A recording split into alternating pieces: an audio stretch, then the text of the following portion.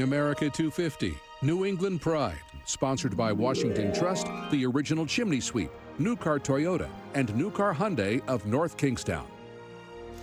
And as we prepare to celebrate 250 years of America's independence, we sit down with one Rhode Island man who has a direct connection to the nation's founding and even the presidency. For Amazing America 250, New England Pride, here's NBC 10's Abby Buttacavoli.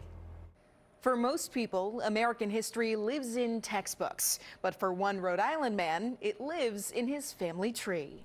My name is James Walker. James Walker lives in Newport, and his ancestry traces back to one of the most influential families in early American history.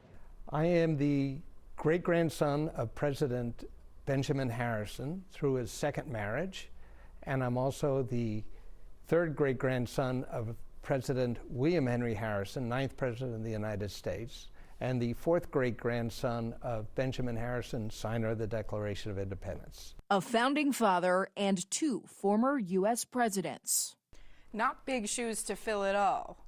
Yeah, a little pressure on from the family. But Walker says the legacy only inspired his lineage. Within the family, there's a deep sense of service to the country, and obviously there are big shoes to fill, so you're going to pursue a career and try and advance yourself as far as possible. Born and raised in the concrete jungle of New York City, it was the water that called Walker to New England. After graduating from the Maritime College in New York, he was accepted as a B-team crew member for the 1979-1980 America's Cup, later invited back to participate in the '83 Cup, a race broadcast globally by WJAR. I came here as an America's Cup sailor, fell in love with the state of Rhode Island, and never left. Now sharing his family's history, William Henry Harrison, the ninth President of the United States. He was governor of the Northwest Territory, the area of Ohio and Indiana, and later resigned to be the commander there and lead his soldiers to victory in the Battle of Tippecanoe.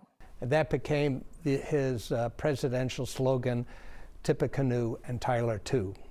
He was a Whig, and the Whigs were sort of a centrist party between the pro-slavery South and the abolitionist North. Unfortunately, Harrison is best known for having the shortest presidential tenure, 31 days, and was the first U.S. president to die in office.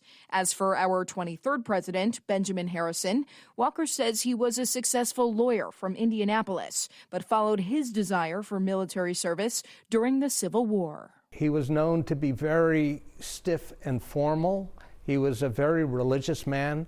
He was Presbyterian, devout Presbyterian. But Walker says he did some progressive things for the time, listening to the advice of the woman he'd later marry. She convinced Benjamin Harrison to bring a suffragette to live in the White House so that during meals like breakfast, lunch, and dinner, they could have conversations about the suffragette movement. Unlike his famous family members, Walker is a retired shipmaster, spending many years as an officer and captain on oil tankers, wiping the slate clean to sail his own journey. I don't see any similarity. I'm just trying to get through life as best I can. While honoring the past, enjoying the present, and hoping for the future in the place he calls home. Rhode Island has been wonderful for my family. For Amazing America 250, New England Pride, I'm Abby Buttacavoli.